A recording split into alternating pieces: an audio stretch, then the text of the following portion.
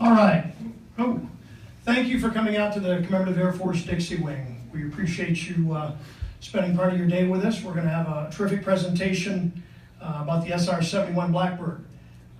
But before we get started, first of all, I just want to warn you, we have the plane parked out here. I don't want anybody to hit their head on it.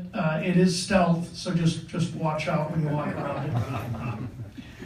I would like to invite you all to our event here in 2 weeks, World War II Heritage Days, April 30th, May 1st. It's going to be a terrific event. We have a gentleman joining us, James Pee Wee Martin, from the 506th PIR G Company. One of the Toccoa originals, served with the folks from the same companies as the Band of Brothers. But I had the honor to meet him this summer, and a very sharp gentleman. He just gave a speech to the, I think something like the Army War College yesterday. His only comment to me when invited to the event, because we're also going to have a C-47 that was a D-Day veteran itself. When he found out the C-47 was going to be here, he asked if he could jump. And he was very serious. He's 95. Oh, no. I declined. Anyway, but we'd like you to join us for the World War II Days event. We also have our Keep 'em Flying Hangar Dance that Friday night. If you would like to buy tickets to that, we would absolutely love to have you. Come on up here to the bar and see Mary Kay Franklin, and she will be very happy to make sure you have tickets to our 13th annual Keep 'em Flying Hangar Dance event. We have a brief video here, a little bit about the SR-71, get you a little acquainted, and then Brett Bracewell is going to introduce our guest today. So thank you again for coming out.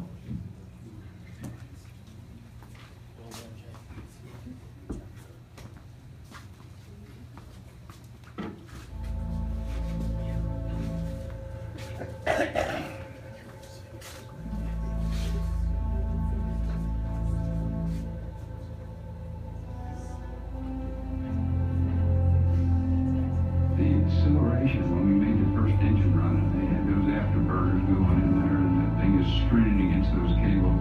I just felt, boy, this is really going to do something.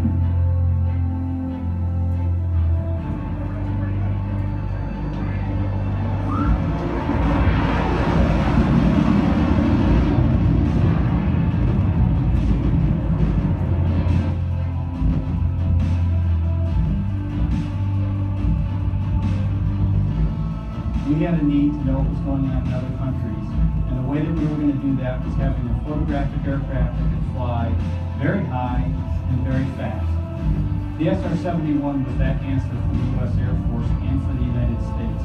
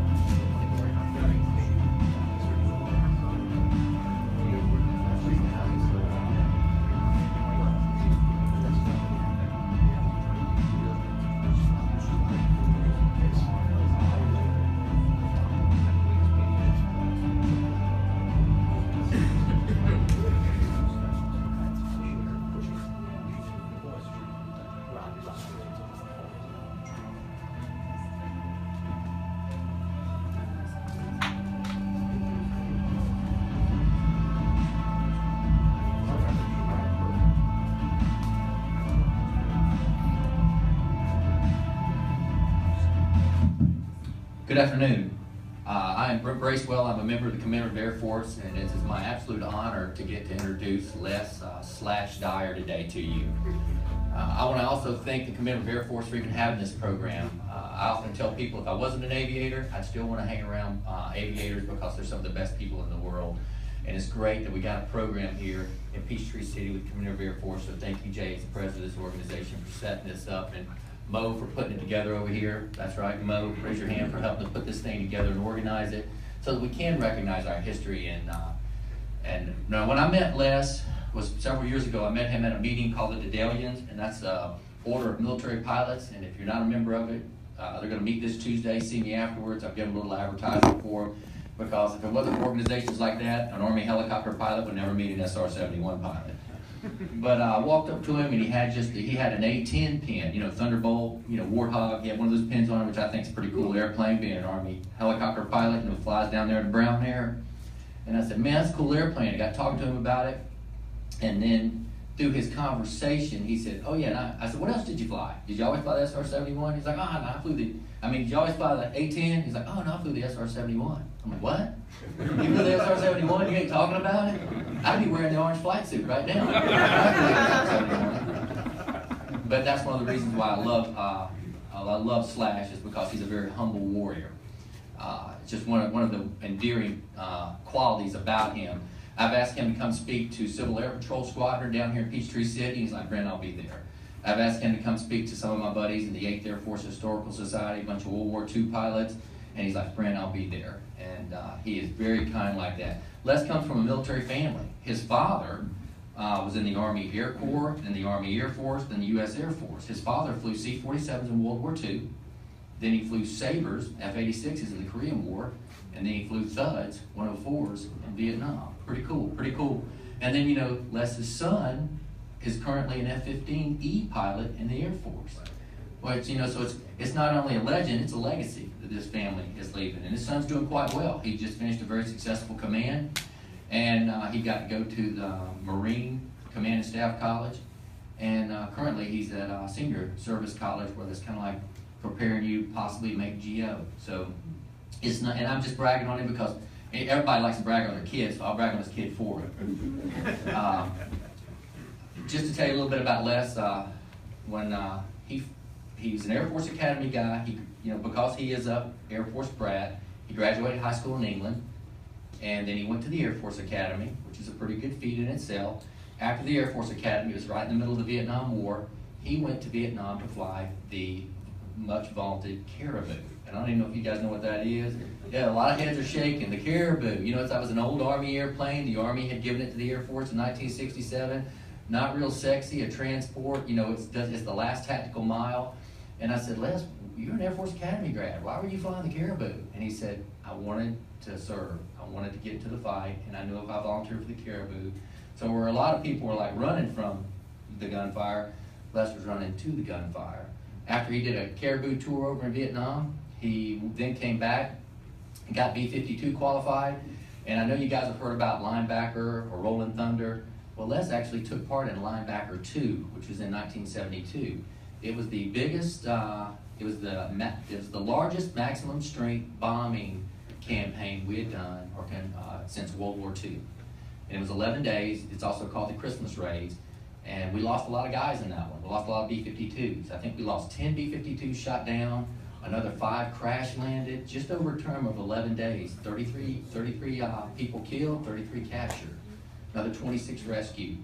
And I didn't even know that about Slash until he sent me his bio. I'm like, what? You flew B-52s also? I said, let me tell you, that could be a talk just in itself. Then after that, he became a trainer in T-38s, and then he went on an exchange program with the Royal Air Force and became a trainer over in England. From there, he went to SR-71s, which I'm not going to talk about because he's going to talk about that. And then from there, he ended up flying the A-10. I often use him as an example of a guy that just kind of did it all. In the Army and the Air Force that I'm in, you kind of get one airframe and you stay in it the whole time. And here's a guy that kind of went from, tactical, transport to, reconnaissance, bombing, fighters, all the way ends up with tactical coast air support in the A-10.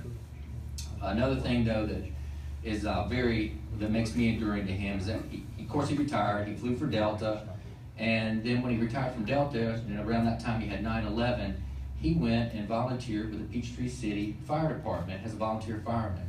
And the reason why I point this out is because I've seen him out here before with a fire truck wearing his uniform, and he wears that uniform as proudly as if he was wearing the orange flight suit walking towards the SR-71. He's truly one of these guys that loves his country, loves his community, wants to serve, and wants to give back.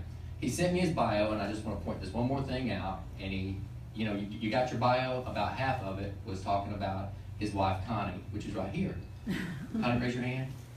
There you go. And I think that's pretty cool. Anybody that's that proud of their bride, they've been married for 45 years. Apparently Connie was 10 when they got married.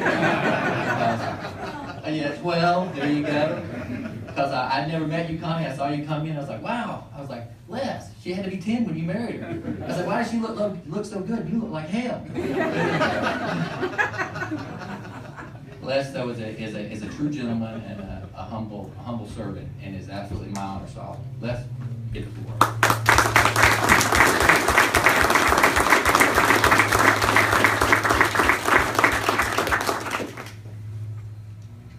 Normally, when one is introduced by a senior officer, thank you, Colonel, you can expect it to be relatively truthful, because the senior officer is not trying to blow smoke or brown nose you because you're a subordinate.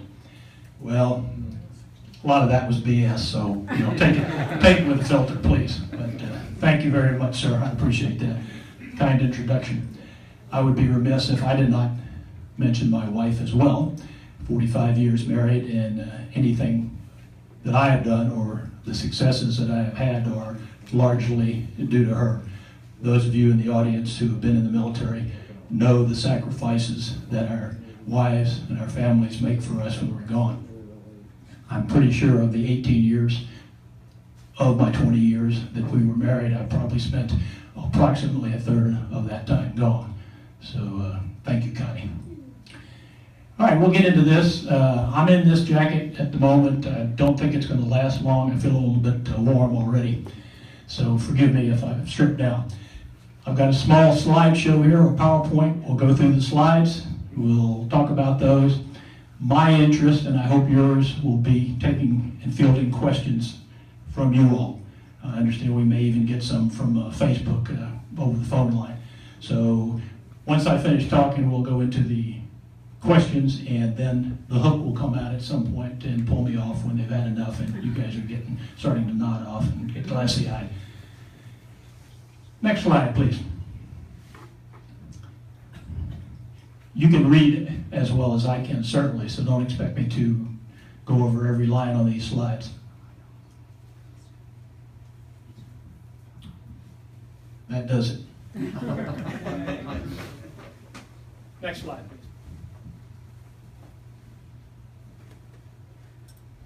We're not going to talk about the predecessors very much of the SR-71, but those were the A-12 and the YF-12. The A-12 was a single seat, quite a bit lighter than the SR-71, go a little bit higher and a little bit faster. Great concept. And then we moved on to the Air Force YF-12, and then eventually the two-seat SR-71. Those were the number built and the number lost. You can see that almost half of the A-12s went down, and that was early flying, single seat, tough to control, and of course all the technology was brand new. Next, please.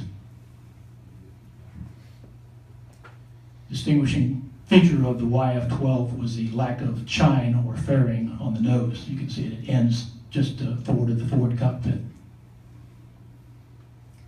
Next, please. This was a short-lived drone program. The plan was to launch the drone off the SR-71. It would go higher and faster and be pretty much invulnerable. After a collision at attempted launch, fortunately the pilot and RSO ejected safely. They canceled the program and moved on more towards the SR-71 by itself. Next, please.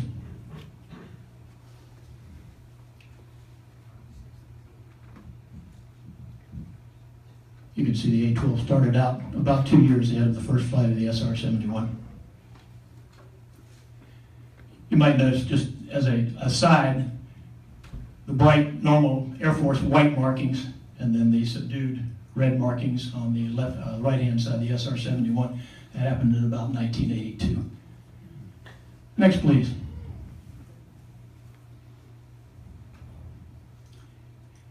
We maintained roughly 10 crews active at any one time at Beale Air Force Base in California. It was a special duty assignment type of thing where you went out and interviewed for the program, and they decided if you would be suitable for them and the program. Roughly 2 new crews per year.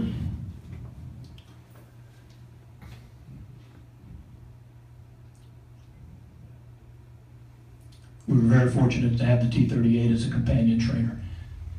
We shared our operational building with the fellow U-2 squadron, so when we also flew the T-38 with our U-2 brethren. It was a great little airplane to have to get some extra flying time, since you did not get to fly the SR as much as you would have liked. Next, please. That was probably an understatement on that last 120 to 150 days. I think Connie will say that it was closer to 200 days a year. It was a busy TDY schedule. There's the interview process. I was on my exchange tour with the RAF at the time that I was interviewed. That meant that I had to get from Wales in the UK all the way back to Beale Air Force Base. Fortunately, the squadron commander at that time, Colonel Rich Graham, you may have seen some of his books. He's an excellent writer and has published some excellent books on the SR-71, was at Milton Hall TDY. So I got most of my interview at the bar at Milton Hall on the night before I went back to California for the official interview. Next, please.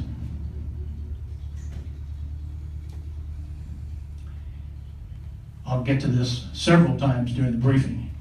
Kelly Johnson and his team of absolute geniuses designed this airplane with one of those white plastic slide rules that some of you who are my age or thereabouts remember. He didn't have a Cray computer that did 11 million calculations per second. They designed it on a white plastic slide rule, and they did a heck of a job doing it. Fairly big airplane, 107 feet long. Interesting that it weighed 60,000 pounds empty, and when you added the fuel, you put on 80,000 pounds of fuel. So better than a 1-to-1 thrust-to-weight ratio on that jet. Next, please. Some of the temperatures experienced. I always like to mention the fact that we carried, if you so desired, tube food, which stuck through the space helmet with a little port at about your mouth level. It was like a large container of toothpaste, and you could take that, push it up to the cockpit glass, hold it there for about 5 seconds, and your sloppy joes would be at a nice edible temperature. So it was warm. And the engineering problems that these geniuses were able to get around, how to handle this incredible temperatures, is one of the real design features of the aircraft. The fuel system, that 80,000 pounds which you started out with, was designed as a heat sink. And many of the temperatures that were bled down were bled through the fuel system. That meant that we had to inert the fuel system, because as it burned down, you couldn't afford to have anything that might cause a fire in the fuel system. So we pumped in nitrogen, started out as a liquid nitrogen, and then it turned into a gas, and that took care of the fuel cells. I think it's this 622 there on the forward cockpit, so you can see that would heat up a sloppy joe fairly rapidly. Next, please.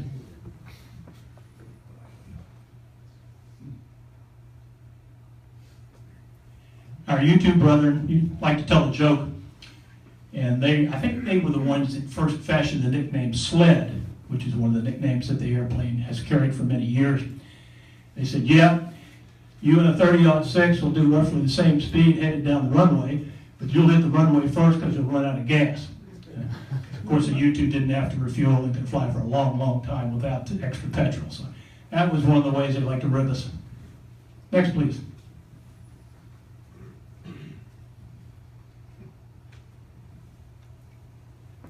Pressure suit took a little bit of getting used to, mainly because it had a rubber grommet that encapsulated your face all around the inside of the helmet, and it meant that you had just about zero peripheral vision. Additionally, while working in the cockpit, if you had to get to anything that was on either side, which was normally circuit breaker panels, if you guys remember those 60s era airplanes, you had to grab your bar on your space helmet and rip your head to one side or the other because you couldn't turn far enough to see manually. So it was grab that, pull the head around, and check the circuit breaker. Next, please. Our suits, in all their yellowness, and they started out white and had a few permutations in there, one was blue, were air-cooled by the unit there when you were portable, and of course by the aircraft systems when you were in the jet. 100% oxygen was pumped into the helmet itself. So cooling air into the suit to keep you comfortable, and then 100% oxygen into the top. Our U-2 brother, once again referring to them, went straight to altitude from takeoff.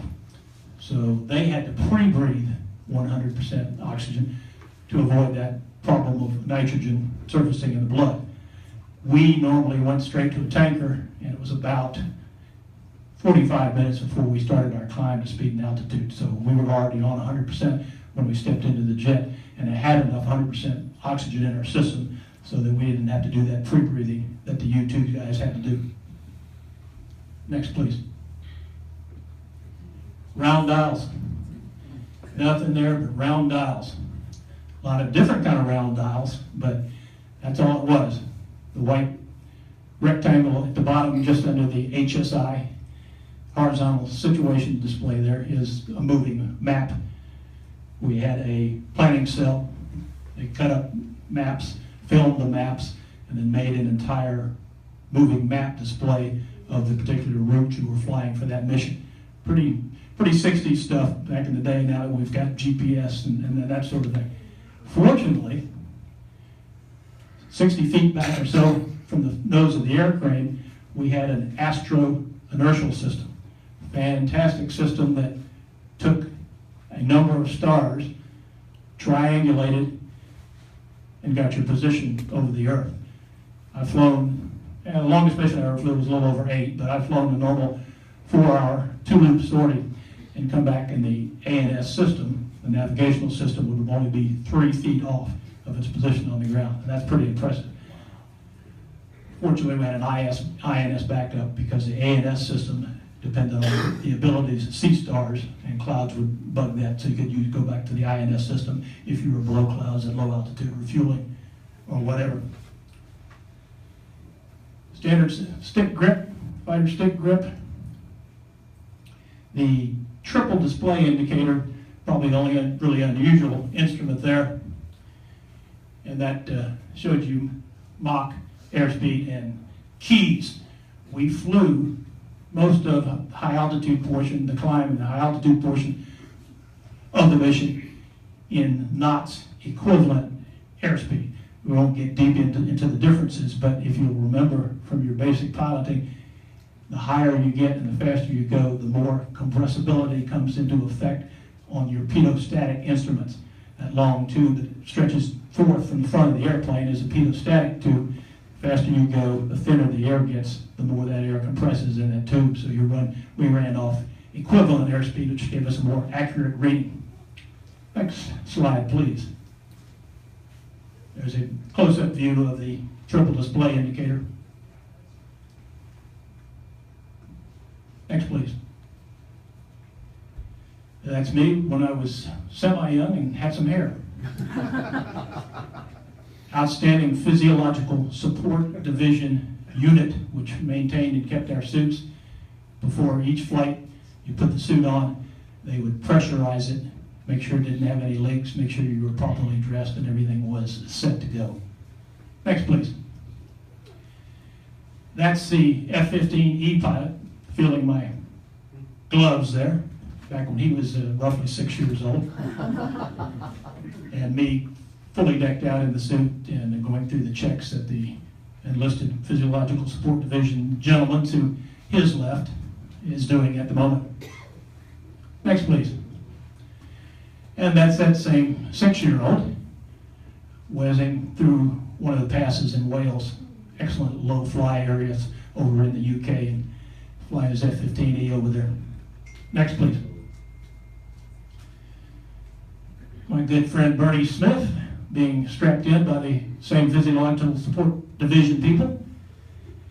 Just very, very hard to move around in the suit. The suit was designed for you to be sitting. It was most comfortable when you were actually in the ejection seat and sitting. So we had a backup crew who would also take over the flight if necessary. They set the switches in the cockpit, got you out there, and made sure you were ready to go. And then our good PSD folks got us all strapped in for the finals before engine start. Next, please. GP7 was the fuel used in the airplane. You could take a pan of it, put it on the floor, and throw a match in it, and it would not ignite.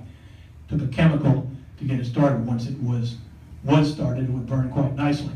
But they used a triethylene boron compound, shot that into the afterburning section, and then lit the engine off. That's what gives you that yellowish green glow on engine start. Next, please. Most of the rest of these are just gee-whiz, headed out to the runway. Next, please.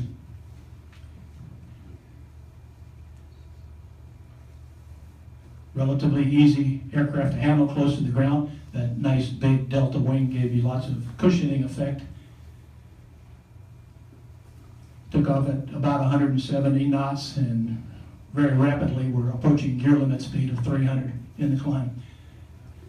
How was your view from the cockpit on the takeoff? Was it clear?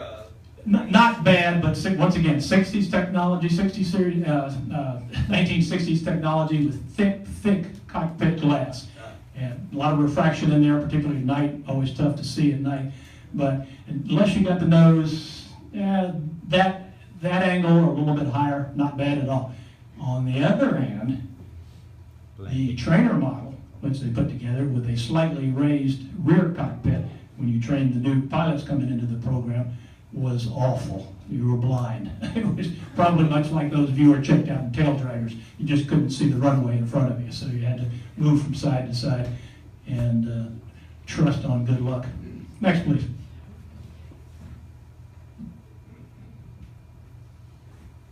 Shock cones of the afterburners were impressive when they were lit off.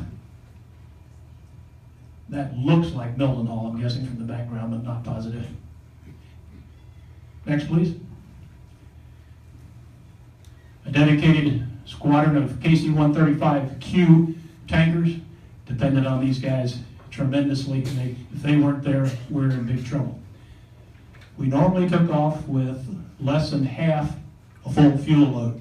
The airplane was tough to handle if you were maxed out and you lost an engine on takeoff.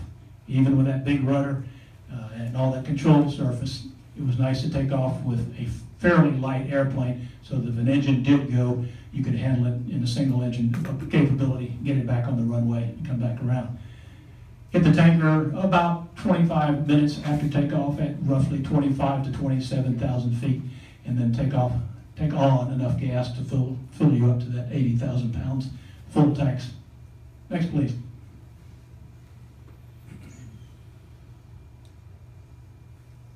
Air refueling receptacle is way, way behind the cockpit, as you can see. Had to drive up well underneath the tanker, and usually because of speeds, the tanker was heavy with the gas he was going to pass to you at that time. He was going as fast as he could, that heavy. You were going very, very close to stall speed because you were slowed down to his speed, so you normally have to light one of the afterburners. Well, of course, that induced yaw, so he ended up flying along in a yawed position until he got off enough gas so that he could speed up as the refueling continued, and you could also speed up to the same speed he was doing. If things got really bad, if it was warm at speed and altitude, 25, 27,000 feet, we'd have him toboggan, which is a maneuver where he pushes the nose over and is able to go faster because he's descending, obviously. Next, please.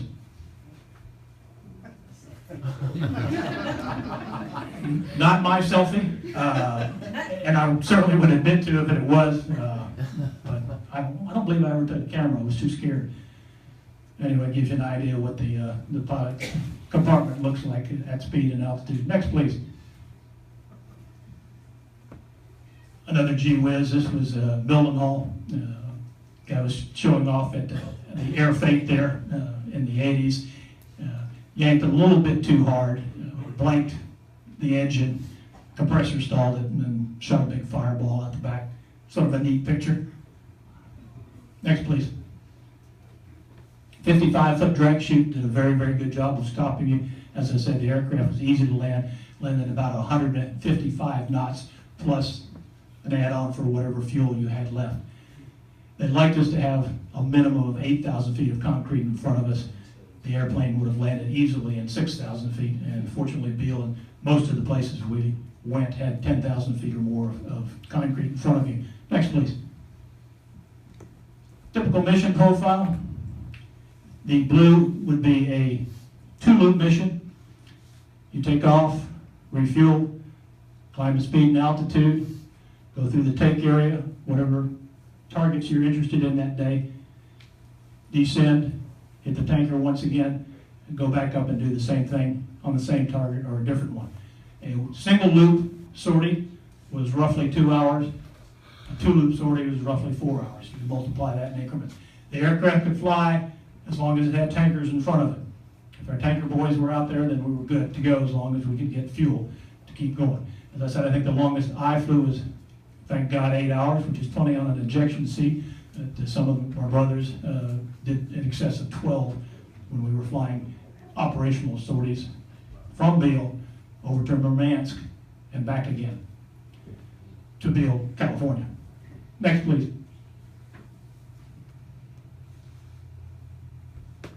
I think I mentioned that we kept 2 aircraft at Det 4 at RAF Mildenhall in the United Kingdom, 2 aircraft at Kadena Air Force Base, Okinawa, Japan.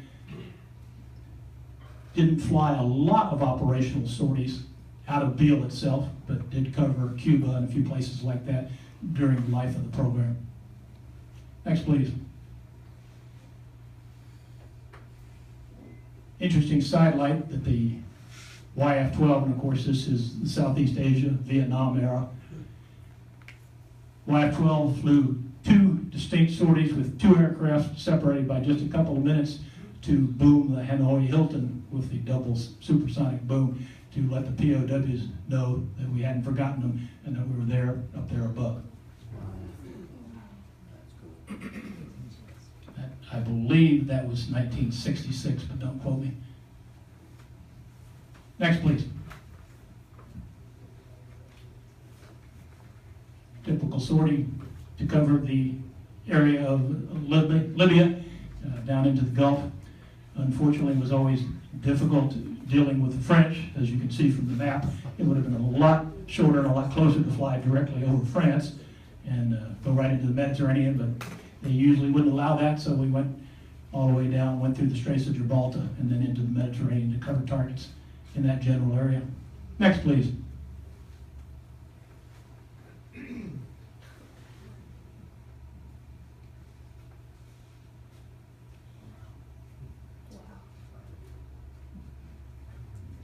Be nice to hop in a jet, the 4th line down there in New York, and be able to get to London in an hour and 54 minutes. And that's slowing down for refueling. You can't go that distance without refueling, so they had to come down, hit the tanker, and then go back up. In an hour and 53 from LA to Washington, D.C. is not too bad either. An hour and 4 minutes, beg your pardon.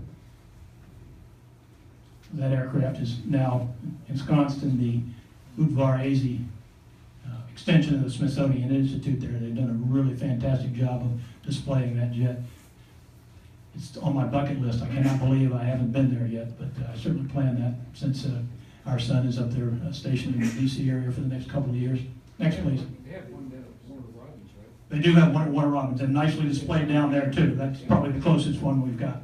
So you're only an hour away from seeing them. You bet. And Fortunately, we got the one they had outside in Richmond, Virginia. We got that pulled inside. We like to see them inside because just like, even though the airplane is 80% or more titanium, it does weather, and having them outside on pedestals is tough on the airframes.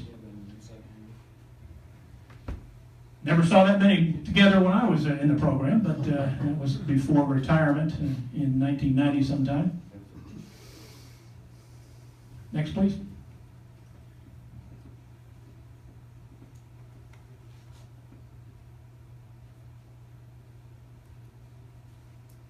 The aircraft is and remains the fastest air-breathing jet ever flown. We have rockets, obviously rocket planes that are faster, but the SR is and was the fastest air-breathing jet. I think that's it, is it not? Time for questions. A little bit of background lighting, maybe? Sir. Colonel, thank you for the presentation today. It's an honor to ask you a question. I would like to know if you could explain unstarts and whether those unstarts pose a problem for you ever, even a danger during any of your missions. Those of you in the back hear the question? Could you hear the question in the back? Okay. The engine assembly, including the Pratt & Whitney J58 and the inlet that surrounded it, was, although Kelly Johnson never called it this, a turbo ramjet. The J58 engine operated at full military power throughout the speed and altitude regime. The amount of thrust that it contributed to the overall decreased the higher and the faster you went.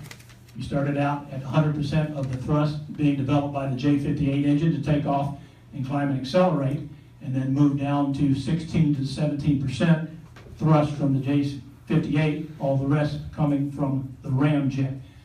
I'm not an engineer, I'm not very smart, so basically what you do is you take air, cram it into the ramjet around the J58, supersonic, slow it down a little bit, kick it out the rear end and throw raw fuel into it, and it makes you go fast. It's a little more complicated than that. Can we run back to any slide that shows the inlets and the spikes? Sure.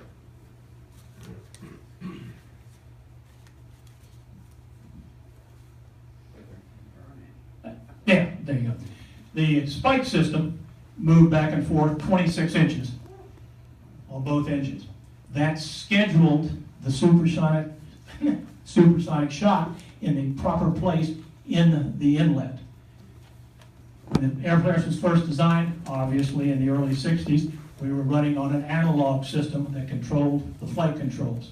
Later on, we got a digital system that worked much better and reduced the unstarts that we got. An unstart is when the supersonic shock is misscheduled into the inlet and kicks it out. Therefore, there goes all your supersonic airflow and the ramjet effect. The system would sense this, throw the spike full forward, and then slowly start to retract it to retrieve that spike in the proper position. How did you know that? Well, your head slammed into the side of the cockpit. I mean, it really would give you a hard thump, so there was no doubt. All right? The side that you hit was a good engine. The other side was a side that unstarted. I spent most of my time in the cockpit monitoring the position of the various inlet doors and the spike to make sure that it was scheduling as it should do. If you couldn't retrieve the inlet and get the supersonic shock back where it should be, then you were not going to be flying that mission. You'd be coming home at subsonic. Normally the system reacted very nicely. You slowly recovered, the thrust came back. Thank you. Back on the left. You sir. I've heard two, I guess you could say they were urban legends about the SR-71. One was that it actually was more fuel. I want to know if these were true. One is that it was more fuel efficient the faster it went, and the other was that when flying at cruise, it would always be angled upward. Both of those are true. Neither one of those are urban legends. The aircraft, only one that I ever flew, certainly. Let me know if there's any others you guys know about. When you got low on fuel, you push the throttles up because the ramjet was more efficient the faster you went. So go faster, use less fuel, cover more distance over the ground, get back home or get down to a tanker and get some gas. So that one's true. I've already forgotten what the second one was. What was it? That, I'm old. when that cruised, that it was always angled. Yeah, you always had a slight positive angle of attack, not nowhere near that excessive, a degree or two up. Joe? Les, you want to tell them how critical it was about air refueling after takeoff? You know, one pass, pretty much. Obviously, to get to speed and altitude, run a mission, go through a take area with the sensors and whatnot, you had to have a full load of gas. You couldn't do it on a partial load. As I said, I talked a little bit about how far into the tanker you had to be, lighting the burner and that sort of thing. So we really, really depended on our tanker brethren to be there for us. And got up, cruised to the tanker at about 0.9 Mach, slowed down to 300, 325 knots, hooked up with the tanker. Hopefully he worked well. We always had at least 2 tankers, normally 3, until we converted over and the KC-10 started flying with us, and they were a little bit more reliable as far as the systems went, so we didn't have to worry about tanker pumping apparatus not working on that particular day. But it was always nice to have a spare or 2 there in case the primary tanker could not give you the full offload and you needed to go to one of the backups. That covered most of what we were talking about, Joe. Sir? Yeah, I was just curious, is that when they took it out of service in the late 80s, early 90s, they kept it around, but they never replaced it with anything with the same capabilities.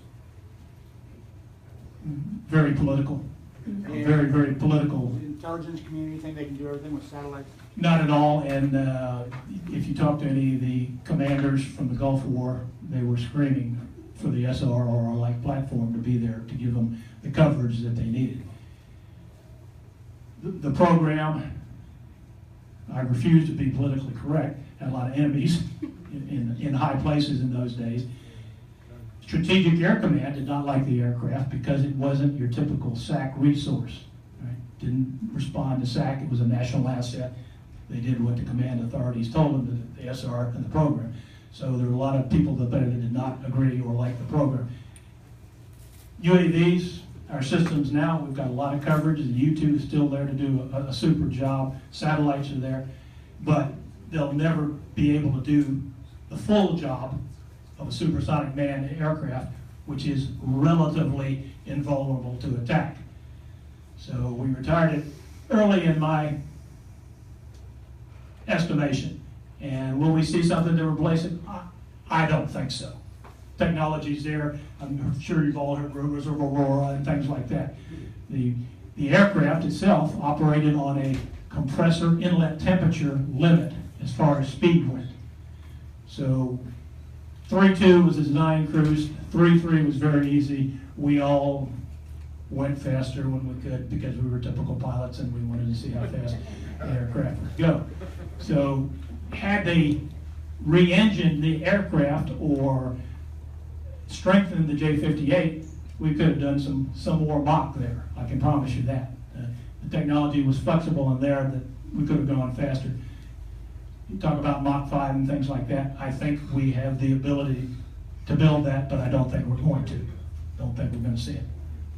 Sir? Yes, sir. I was just wondering, you said the airplane was easy to handle on an engine problem on V1 cut. I didn't mean to say that if I did. Did you ever have one where you lost the engine at V1 and had to come back around? No, thank goodness.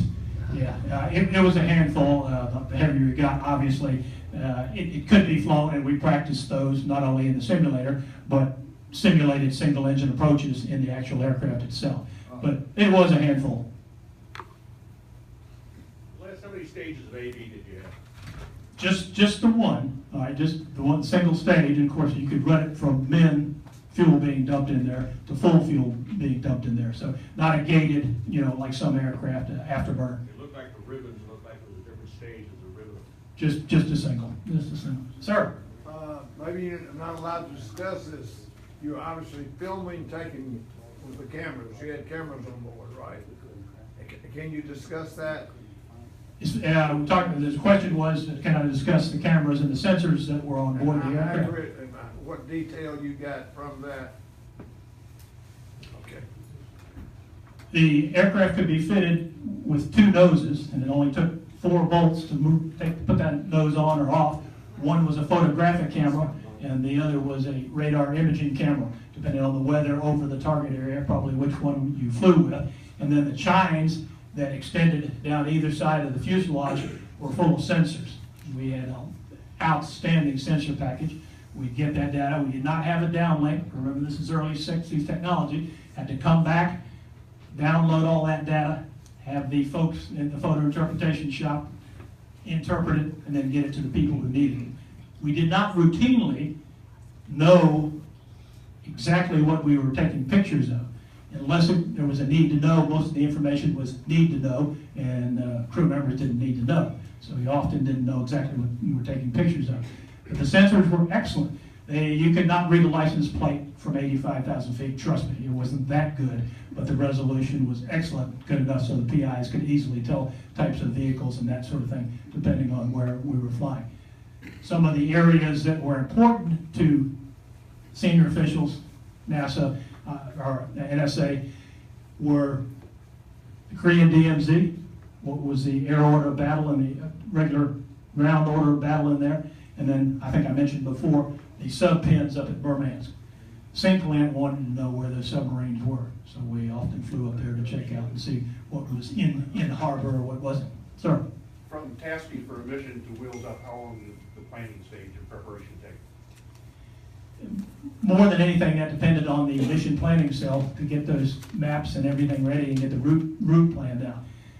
The aircraft was about 24 hours if you said, I gotta have it as quickly as I possibly can. Highly, heavily maintenanced. It took a team of Lockheed folks who were mostly retired Air Force, many stripers, smart people, and then our current enlisted force to keep it going, and they did a heck of a job. Usually, 3 days was about the minimum you could see. You couldn't just say, hey, we got a hot spot over here, we need to be there in 2 hours. It did not work like that. Were your missions all photographic, or were there other type missions? Good question, Recon. They were both. They were often... What was the second? With 3, really. We had ELINT, which is electronic gathering, and that was done with sensors. You took radar signals that they came up as they were looking at you with surface-to-air missiles. You sampled radio waves, conversation, all those things. Took regular pictures, and then you also had a radar imaging camera that would see through the clouds and take pictures as well of the ground. So it's not the entire story, but roughly 3 types of sensors. Did you correspond with the ground in any way, or did you wait till you got back off the mission? Pretty much radio silent. You obviously talk to the tanker on interphone. Once you were connected, you could talk to the tanker. But most operational missions were radio silent. Training missions in the United States and the local environs, and of course, you're talking to air control just like anybody else. How many different SR-71 aircraft have you flown, or did you fly during your career? And have you tracked any of those specific aircraft after your retirement? Do you know if any of them are in museums? Most of the airframes that are left are, I hope everybody heard the question. If you didn't hear the question, somebody raise a hand and let me know. Most of the airframes that are remaining are in museums or on pedestals at some place in the United States. I think, I did a count one time, and I had flown 7 different SR-71s during my time in the program. There were obviously 31 built, and we lost a few, but some would be down at Palmdale, out for a while. Some NASA was flying a few, so I think I flew 7 different ones. Do you know if any of them are in museums? They are, and do you know which ones? I was not a tail number guy. Okay. Yeah, a lot of folks can remember what they flew 30 years ago in a heartbeat. They'll say, I flew. So you don't go back and visit your friends? No, I mean, I love to see the airplane, but I don't remember, I flew 964 on the 10th of December, I'm just not that kind of a guy. All right, thank you, sir. All the way in the back. I heard that when the plane was on the ground and you were fueling it, and it needs fuel until it got up in the air and it sealed. Is that true? Did the airplane leak fuel on the ground? Like a sieve. We called it weeping, and that was another genius design by Kelly and his team. The titanium was built to expand its speed and altitude as it heated and give you a good seal. There was no bladder in the aircraft to hold the fuel like a typical aircraft. A bladder would have melted or not lasted long at those temperatures. So the actual metal skin of the aircraft was the fuel cell. And when you cooled off, it came apart, made gaps all over the skin. That's another reason we only went off at a half fuel load. Put a full 80,000 pound fuel load on there, which most of us did at least once or twice. It just screamed out of the airplane. So you took off with that half fuel load, you were still weeping fuel all over the cockpit, the hangar floor. But once you got heated up, got to altitude, then it was a good scene. You may have seen in one of these pictures that the fuel leaking out of the bottom of that airplane. So until you got to speed and altitude, you were dumping a little bit of fuel. All the way to the back. I've always been curious about the tires. I've seen a number of them on display, SR-71. The tires just don't look like normal aircraft tires. Yeah, they were pretty impressive, another pretty impressive design. Nitrogen filled, 400 plus PSI on them. Didn't last a long time, even though we did, I promise you, as a pilot, try to treat them tenderly, but they had to deal with the same heats that the fuel and everything else, the oils did in the aircraft, and they were special, as you say. Sir? What was a typical evolution of pilot selection, and was it by invitation? Pilot selection was by invitation. As I've said in the slide, we put about two crews through per year. We would have a panel. We would ask those who had volunteered, select a few folders from those individuals, ask those crew members out to Beale to meet a panel, fly the T-38, and fly in the simulator, and then meet at the bar and decide whether it was good for that as well. And then obviously the wing commander and his staff, the squadron commander, and those serving on the panel would give the thumbs up or the thumbs down to the individual crew member. Was there a typical evolution based on the aircraft that they've flown? What we like to have, if at all possible, was somebody with fast jet and refueling experience. Most of our guys, at a minimum, were senior captains to junior majors. So they'd had a few years under their belt and a couple of flying tours at that point. Far left. When you were over at Target, were they aware that you were there, or by the time they were aware that you were there, were you gone? No, on the first part. Yes, on the first part. They were aware that we were there. We were not totally stealthy. Low profile airplane, very low radar cross section for a 107-foot long, 55-foot wide airplane, but normal ground tracking radars could pick you up. Hopefully they wouldn't know that you were coming.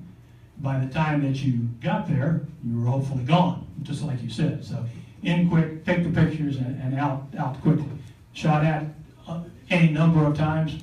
Fortunately, the defensive gear in the back seat would handle just about any threat that came up. You can imagine that traveling at 2,200 plus miles an hour, a very small heading change makes for a very difficult intercept chance for somebody coming up. MiG-25s frequently launched to come get us, but couldn't get to that altitude, so you'd see a MiG come up, loop over, and then fall back down towards the 50,000 foot area.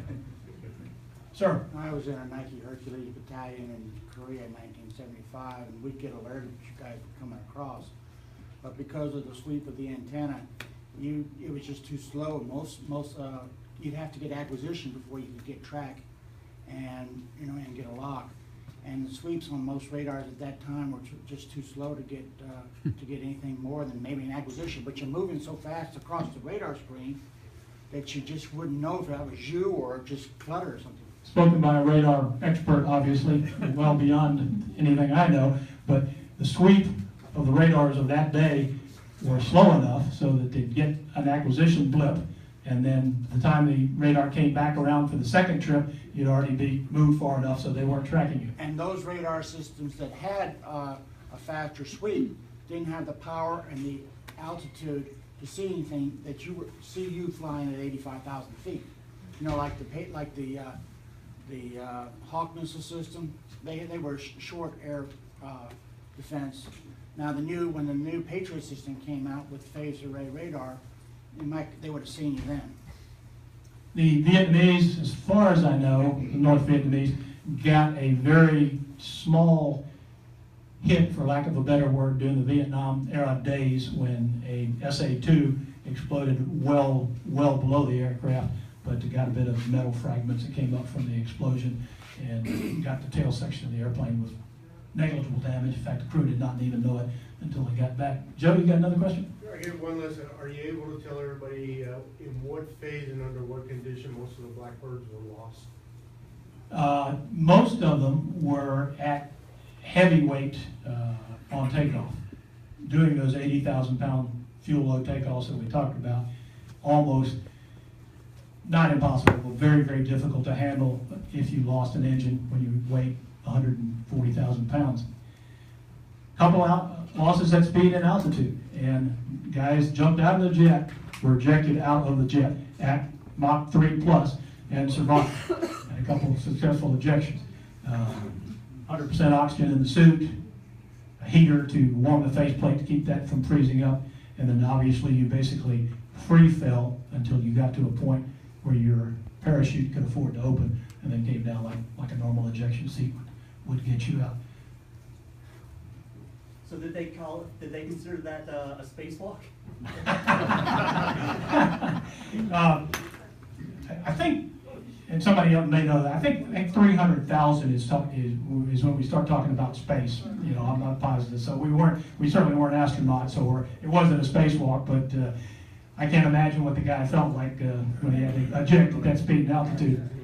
Did anybody from the U2 community get a chance to go over to the SR-71? I mean, did y'all have people that could come over? Good question. Yes, we did. Had 3 during my period at the time, all good friends. One of the guys that came over from the U2 to the SR-71 crashed the last airplane that we lost, not due to anything that he did. In fact, he did an outstanding job getting the aircraft down to 10,000 feet from speed and altitude. I think there were about 7 in the program total who flew both aircraft operationally. He and his backseater bailed out at about 10,000 feet, very near the Philippines. And we're fortunate that some Philippine fishermen picked them up in just a few minutes after the crash. One more question. Is it true that the airplane was started with an Oldsmobile engine?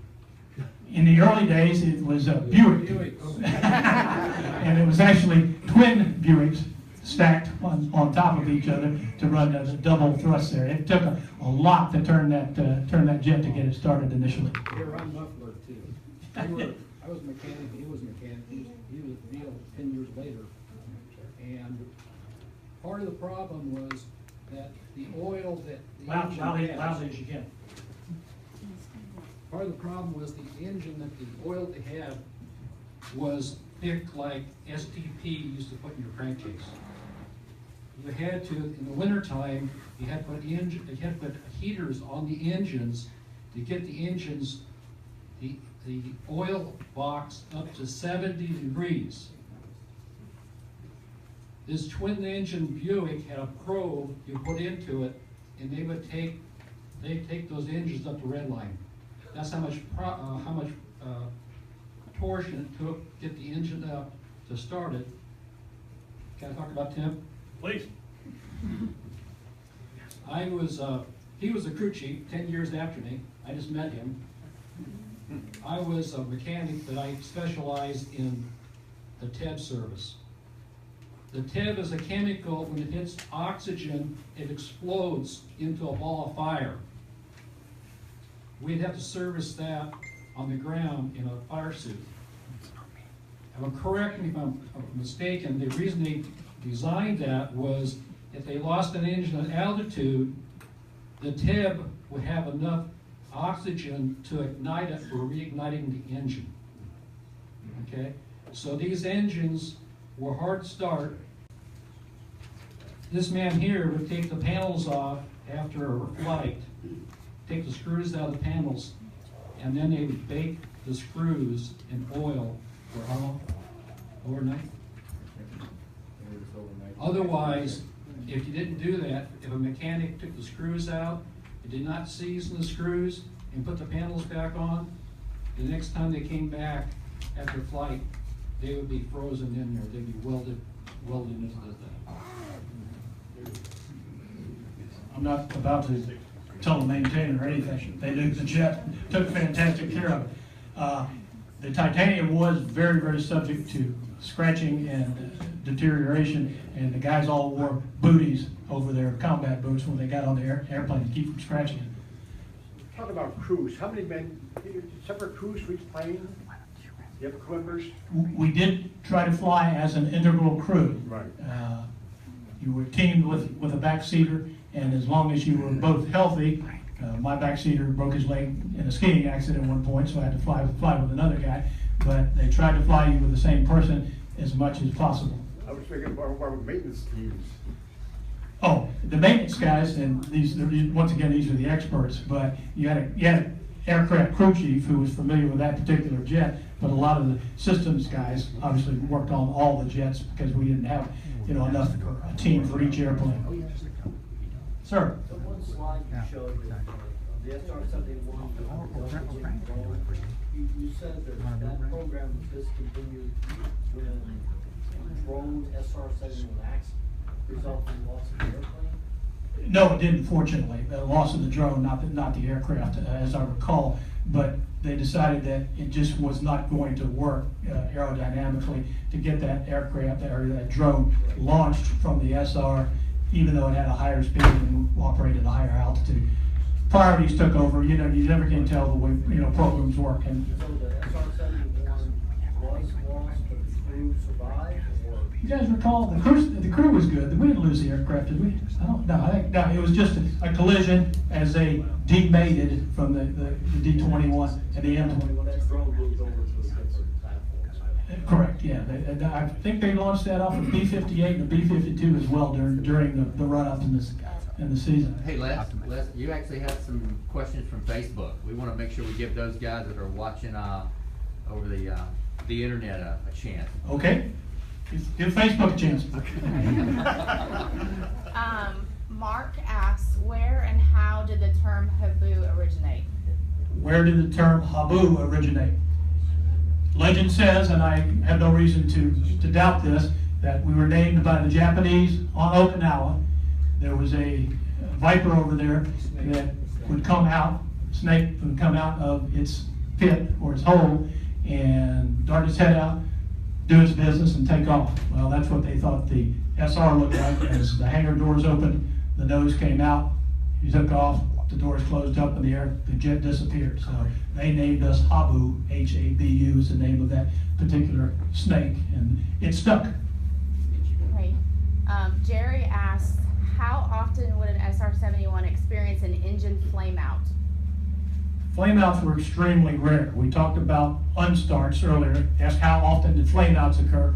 Relatively unusual, to say the least. Unstarts, on the other hand, where the inlet unstarted, were fairly common, particularly when we had the analog system. Got better as we moved to the digital system. Okay, he also asked, related to what this gentleman talked about, did you ever run out of TEB igniter shots for restarts? I think we had 26, didn't we? I think there was like 20 shots, and you took one shot to get it started, and so you had a lot. So you would have to have a lot of. We serviced in after every mission. So we always started out with a full complement of TEB shots, and I don't recall anyone having enough unstarts to have to go through the full 20 or 25 shots that we had. So I'm going to say no. Okay. Matthew asked, was there any kind of special paint used on the Blackbird, and why the semi-gloss black? Heat absorbing. Most people often confuse the fact of white and black as far as heat dissipation goes, but I think there's scientific studies done once well above my head again, but black actually dissipates heat better when the body that's painted or the body that's covered is actually moving above a couple miles an hour, I guess. So the black was done for radar imaging and heat dissipation. Okay. Andrew asks, do you fly now? If so, what type of aircraft? And do you miss flying that type of flying that you did when you were in the service, or do you like the quote-unquote retired life? Most people wouldn't complain about retired life. I miss the Air Force flying very much. I miss flying the SR incredibly. I miss flying the A-10. I miss flying all the airplanes that I got to fly with and for. It's a challenge. It's an honor. Most of the time you've got a mission. One of the big things about flying the SR-71 was the fact that you were flying operational sorties from day to day, regardless of whether we're at wartime or peacetime. So, did I get all the parts of that? Do you fly now, and what kind of aircraft? I fly compliments of my buddies that have an RV squadron down here. So I've got a couple good friends that have jets, and they aircraft, not jets, but they allow me to fly. I don't have an airplane of my own. And a red fire truck. I like the red fire truck. I would imagine a J3 Cub would be a little boring after a...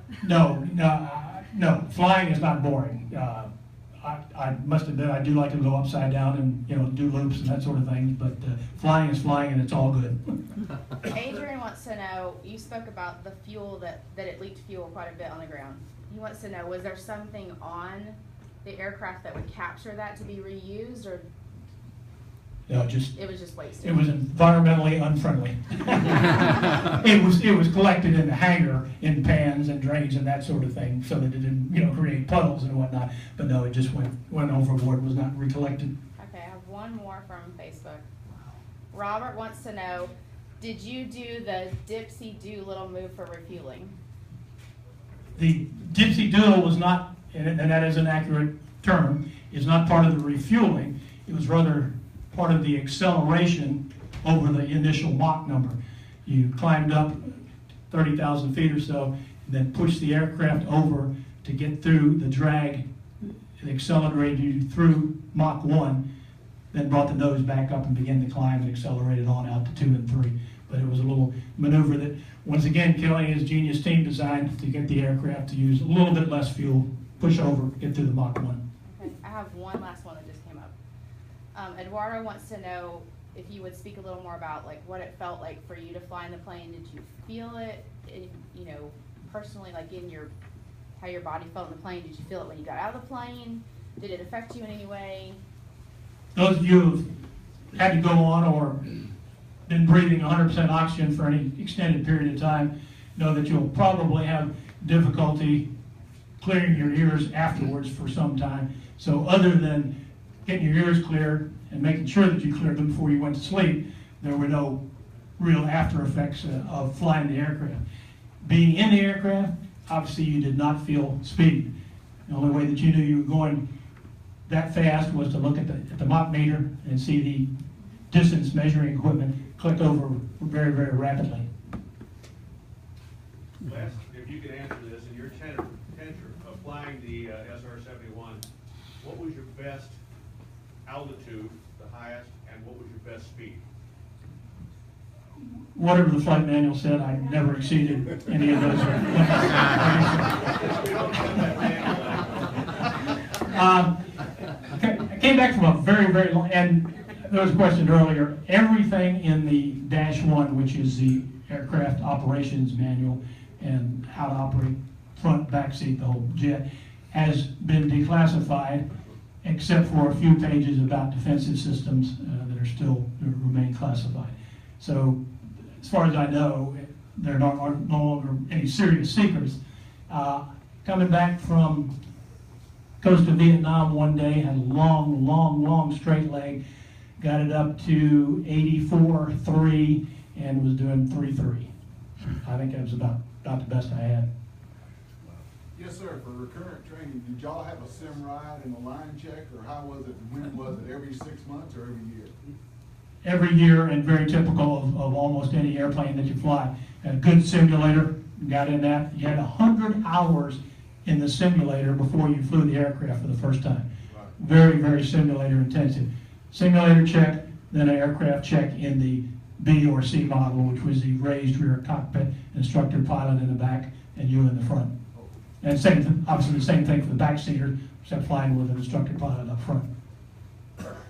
I heard some of the pilots had some creative ways of warming their tube food in the cockpit. Did you ever, you know what I'm talking about? And if so, did you ever do that? I was not a tube food guy. I took water. The only thing I ever partook of in the aircraft was water. We had a couple of members of the team that were in the supersonic shitters club. I couldn't think of anything to say that would make that go over any more easily. I apologize to the ladies and the young folks in the crowd.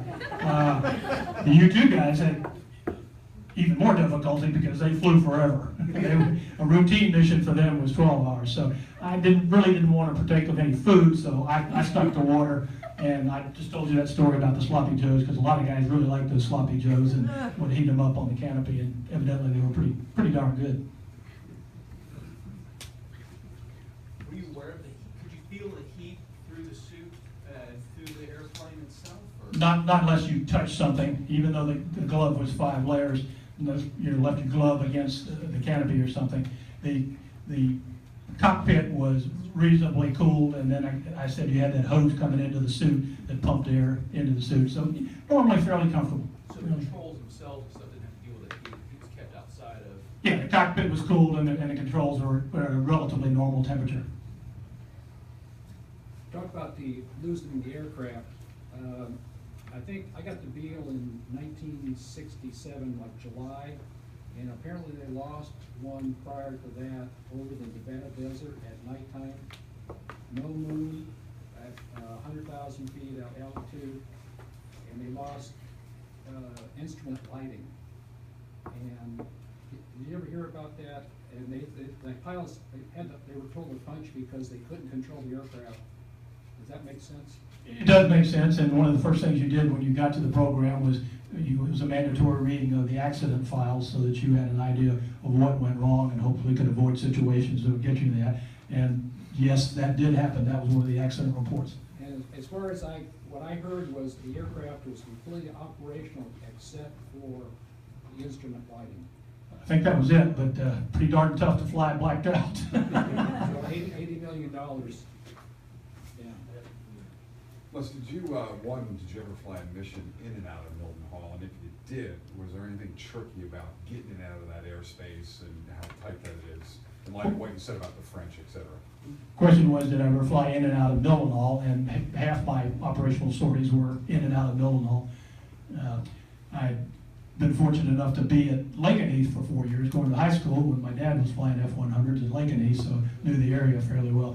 But nothing particularly difficult about getting in and out of Milton Hall. As I said, Murmansk was probably our primary site to cover and going out that way. There's been a story running around recently about the first crew to have to divert to Bodo, Norway, and V.C. Thomas, who was the pilot on that airplane, was one of my simulator instructors. Norwegians were very kind to allow us to use one of their bases as divert, but they really didn't want to see us. So but they went in there just after I got into the program, about 2 months in July of '81. All the way in the back. I heard also if this plane had guns on, like 50 calibers or some kind of guns, that it could actually fly into its own bullets and shoot itself down. That would be really embarrassing. You saw the 30-06 slide up there, and depending on the muzzle velocity of a 50 cal, then you're right. And that's one of the problems they had when they were designing the A11, which was one of the initial design features before they got to the A12.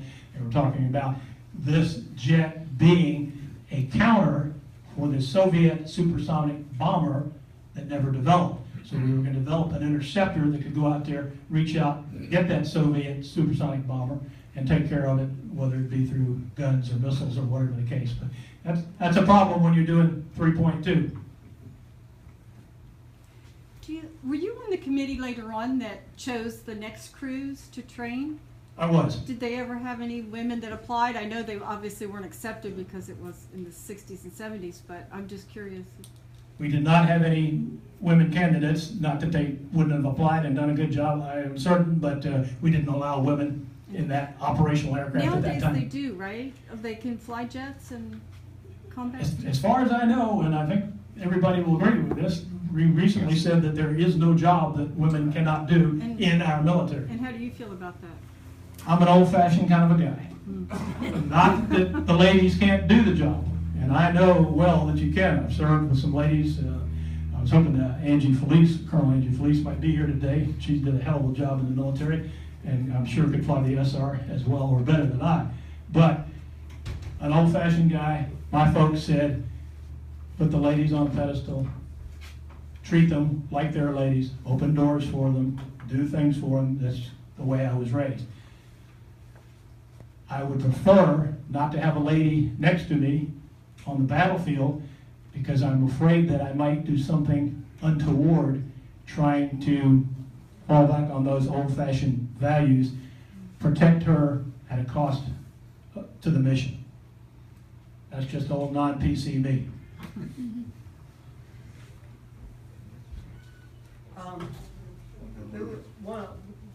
I have a question and a little anecdotal information about the D-21. The D-21 is there. I think there are 2 still fully intact D-21s in existence. They're in the boneyard in Texas. How confident were you in the ejection system? I'll answer the second question. How confident was I in the ejection system? After the successful ejections that we had at speed and altitude, I was very, very trustworthy of the ejection system, as well as those folks in PSD and our maintainers who took care of that system. So no problems at all with our ejection system. I don't know the answer to the M21, D21 question. I know there's one in Seattle mounted on the back of the aircraft, but I'm not sure about number 2 or boneyards. Well, the reason I ask is that if you go on Google Earth and you look at the boneyard, when I first saw them, I thought they looked like the Jedi starfighters from Star Wars. But I realized later on when I looked it up that they were D-21 drones. There's 2 of them parked side by side in the middle of the boneyard.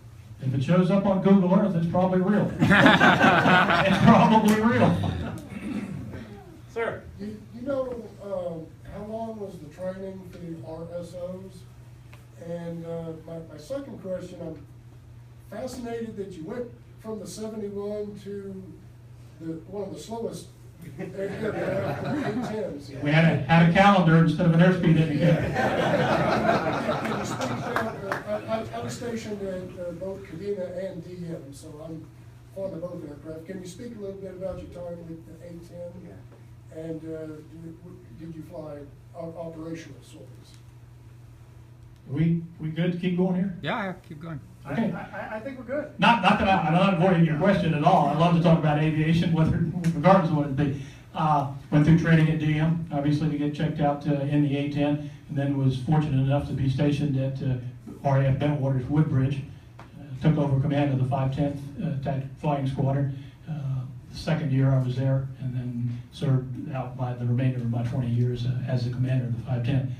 Flying the A-10 in the UK and Germany was an absolute dream. Back in the day, before we started planning F-16s all over Germany, we could fly at basically ground level in the low-flying areas in Germany and the UK. We had 4 forward operating location bases filled with A-10s. The idea was to force back the Soviet horde when they came across North German Gap there in Fulda and brought all those millions and millions of tanks and armored vehicles that they had. I think if there are any Army folks, and I still get this from the street, that Army folks like the A-10, and they'll be very, very disappointed if the aircraft disappears down the road. I'd hate to see the Air Force lose it, but I'd be delighted to give it to the Army if they would continue to fly it, because it is the only airplane designed around a gun and capable of destroying tanks and armored vehicles at will. Once again, here's old, not PC me. I think single seat flying is sure a lot of fun.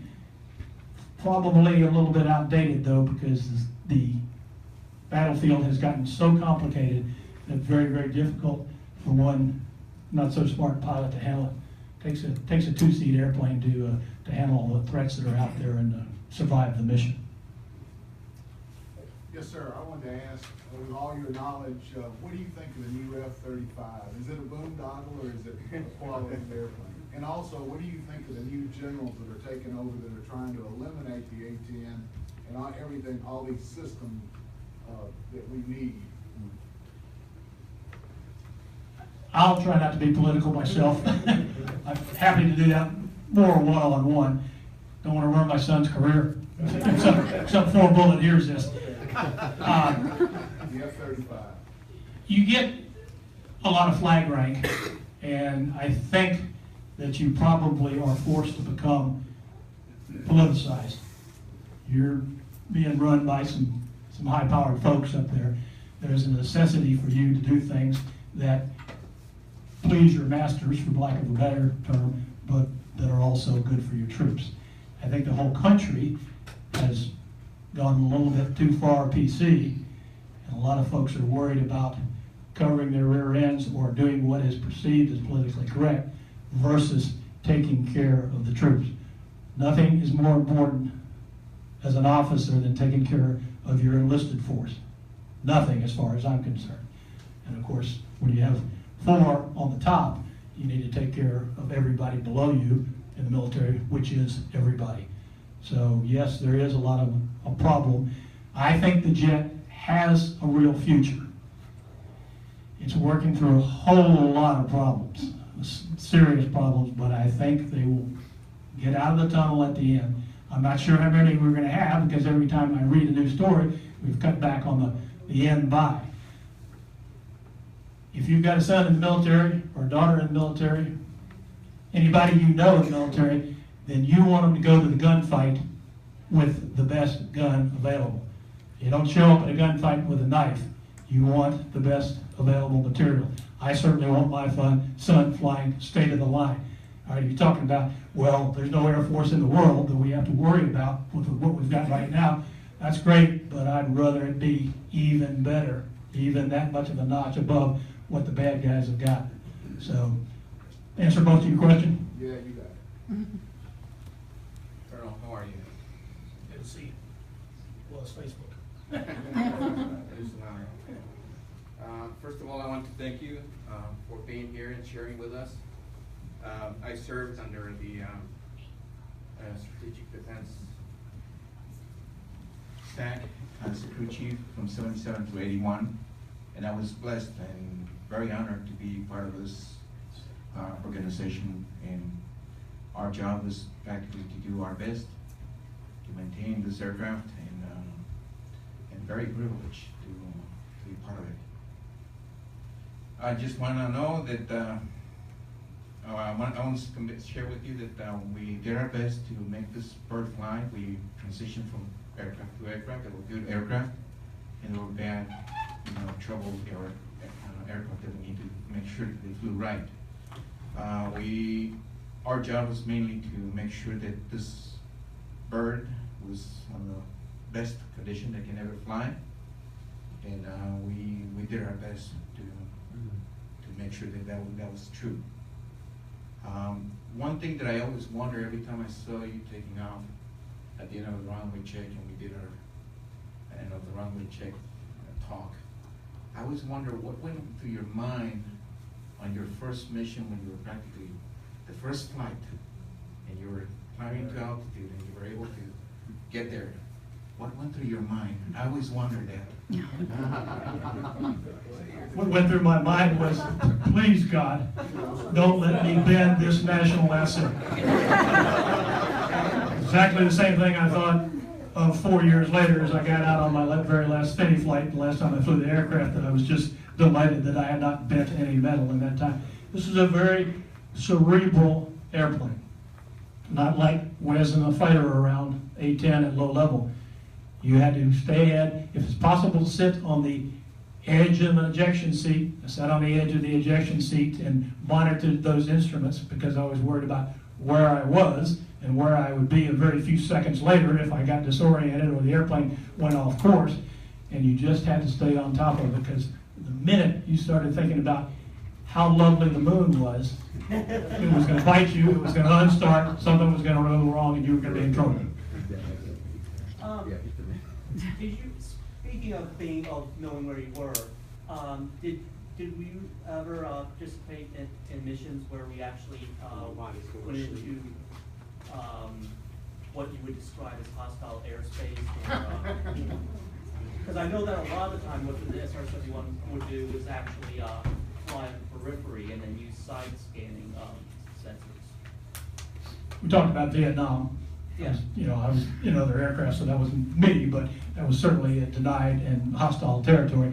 We were routinely in the business of PARPRO, periphery reconnaissance. We did not routinely fly into other countries.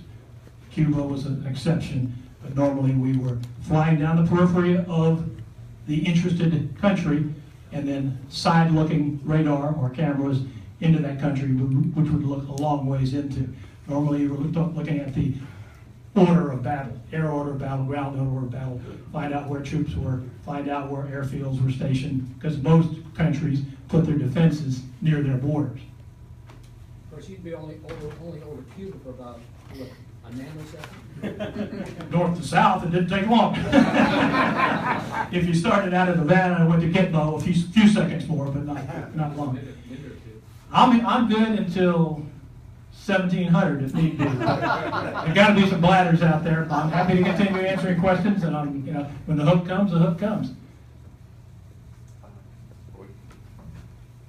All right, Les, we're going to give you a break. And I'm sure you're going to hang around here. You're not running off anytime soon, so you'll be here. Les, this is the third time I've heard you speak, and you just get better and better. And I was going to say, I thought you were really good, but these are great questions they got.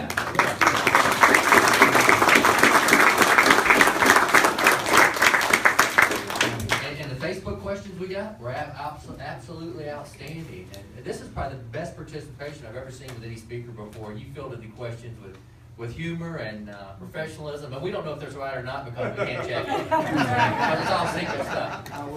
I told you the truth, I'd have to kill you. Exactly.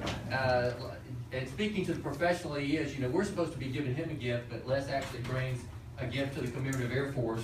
And he brought this here with the Habu patch on it. And Jay Bess will be taking this as the president of the organization. Les will be signing it, and it'll go as part of the silent auction, I think, during World War II. And it's kind of cool if you think about it, because less than 100